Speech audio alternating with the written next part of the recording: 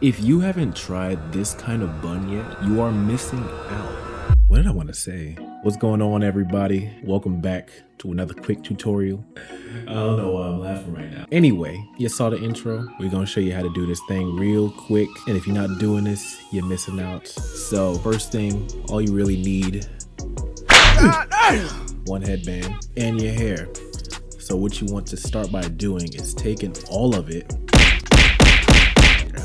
You want to take all your hair, get up under it, and Betrayal. Bring it all forward. You want to make sure that every strand is going forward. And now once you've got every strand going forward, you want to grab it like you're making a ponytail. all right. So you're going to want to bring your hair forward, and you're going to want to have your headband already around your hand ready to go, so that when you get underneath here and you bring your hair back, fold it, get your headband ready,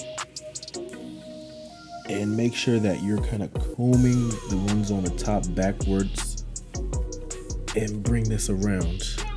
Now you can see it's almost like I've got a front facing bun. Now, truth be told, you can stop here if you want to and just let the hair rock out on the back. But if you're like me and everything's got to be perfect, you can take those flying hairs, look for them, and I'll show you this. Just tuck them up back there.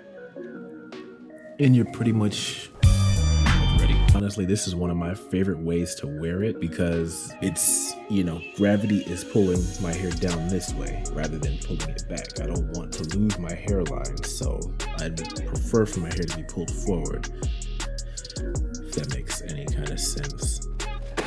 But anyway, yeah, thanks for sticking around. Follow me for more. Peace.